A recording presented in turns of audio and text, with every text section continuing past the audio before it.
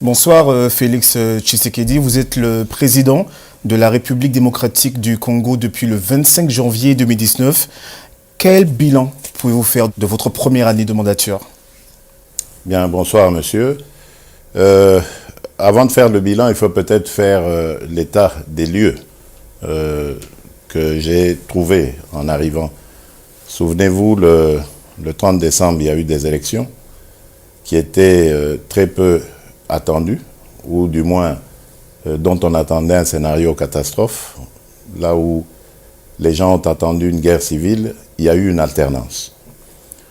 Ensuite, le pays se trouvait dans l'état qu'on connaît, avec un isolement diplomatique, les institutions financières internationales qui faisaient l'ignorant, qui nous ignoraient totalement, des tensions régionales et même internationales, avec un peuple au moral complètement dans les talons et une situation économique et sociale qui n'était pas très bonne.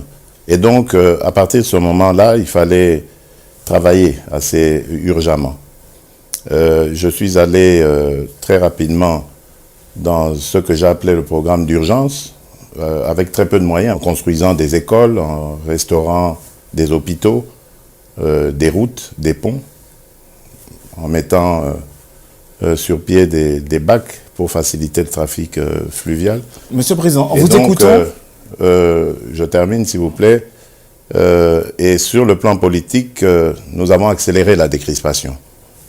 Plus de prison pour les acteurs politiques, plus d'exilés politiques, les libertés et les droits des individus étaient davantage garantis, ainsi que la circulation des biens et des personnes. En vous écoutant, j'ai l'impression que vous avez trouvé un pays complètement à terre.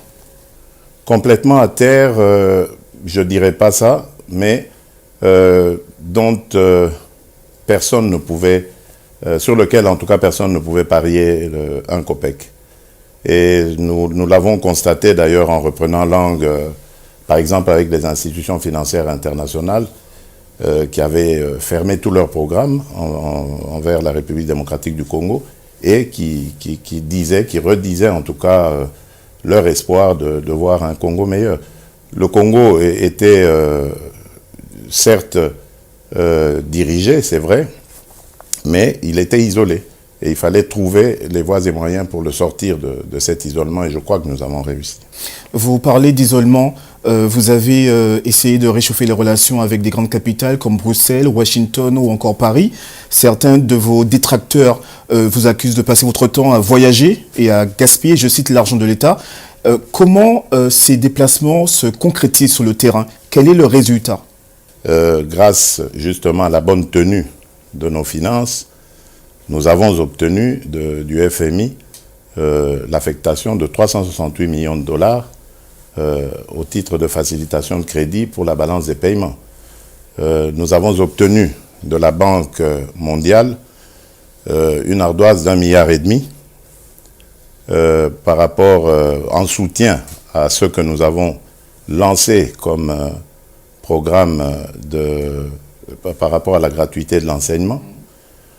La Banque africaine de développement, elle aussi, s'est alignée pour nous aider, notamment dans le grand projet de construction de la phase 3 d'Inga. Donc, moi, je crois que j'ai rapporté à la République beaucoup plus que je n'ai dépensé pour justement obtenir cela. Donc, il n'y a rien pour rien. Il faut bien sûr investir quelque chose pour obtenir un gain, et c'est ce que j'ai fait.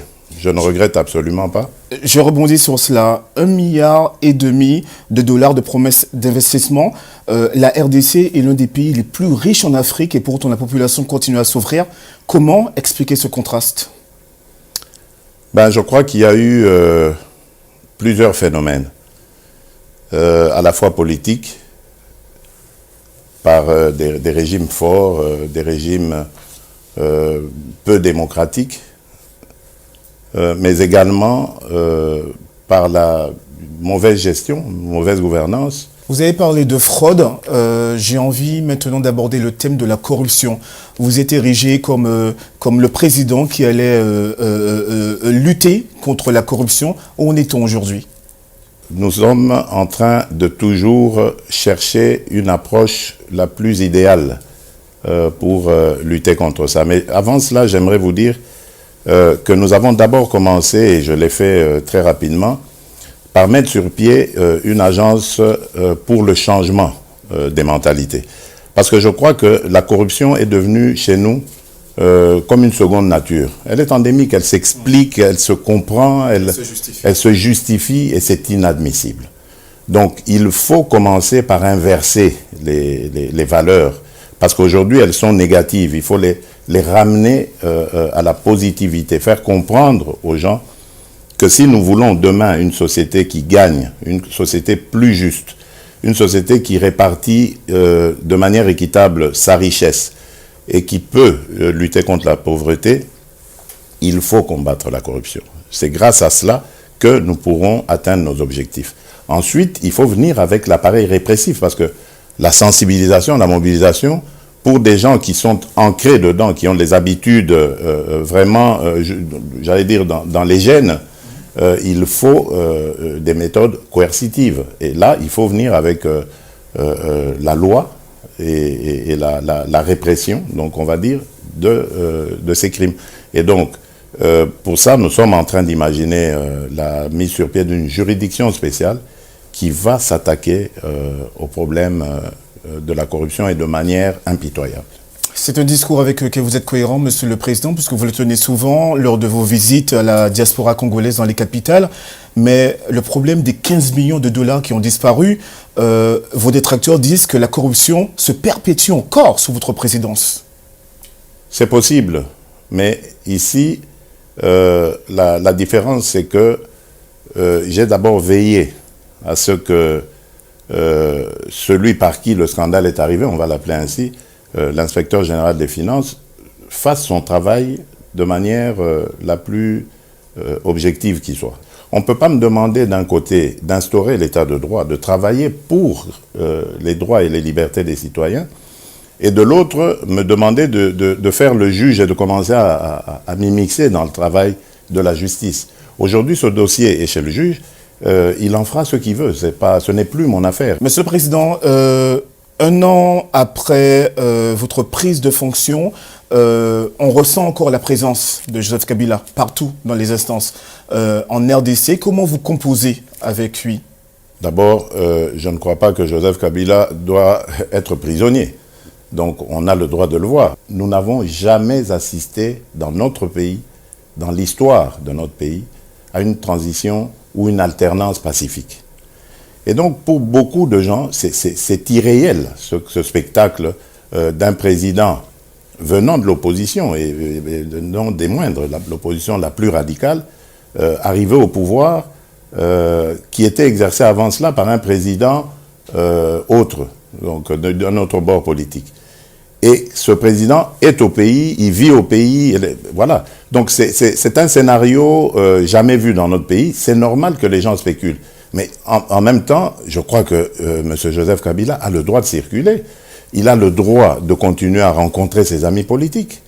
Je ne vois pas en quoi cela entrave ma façon de gouverner. Donc ça n'a rien à voir. Et en plus, nous sommes en coalition et nous savons très bien qui doit faire quoi dans cette coalition. Donc il n'y a vraiment pas de Tout se passe bien problème. Dans le meilleur des mondes. En tout cas, à notre niveau, oui. Peut-être pas au niveau de nos lieutenants, ça c'est clair, et encore moins de nos militants.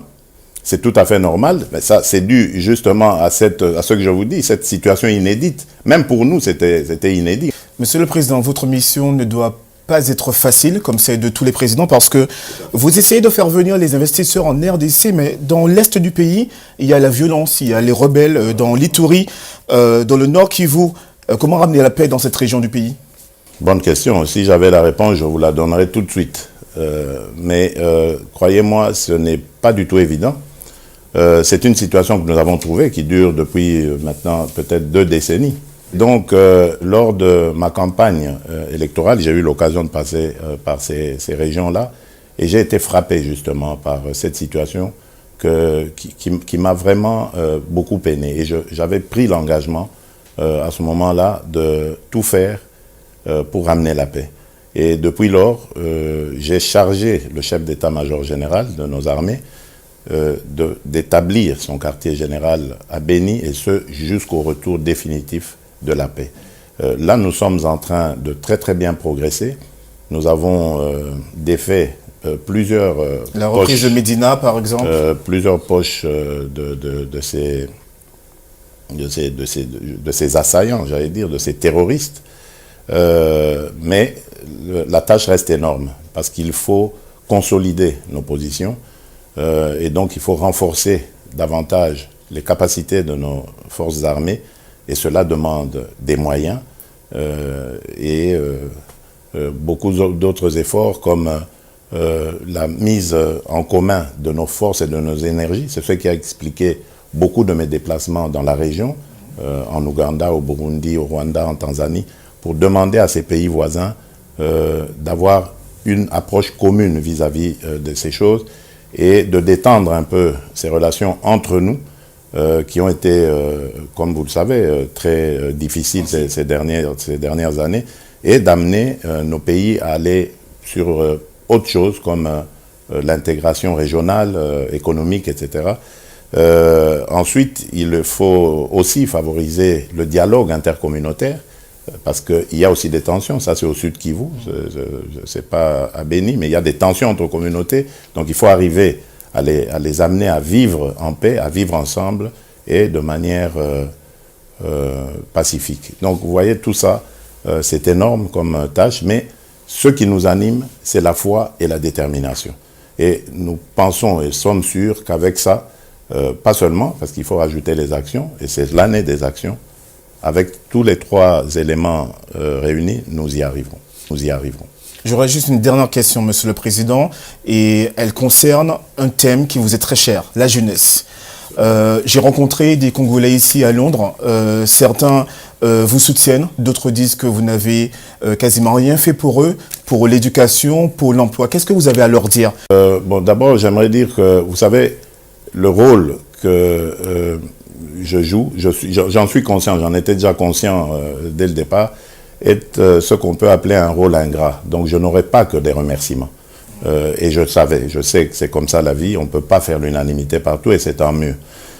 Et donc il y aura toujours à redire sur ma façon de faire. J'ai trouvé le pays comme je vous l'ai décrit en début d'interview, et je sais très bien que je ne peux pas, d'un coup de baguette magique, satisfaire ou redonner le sourire à tout le monde.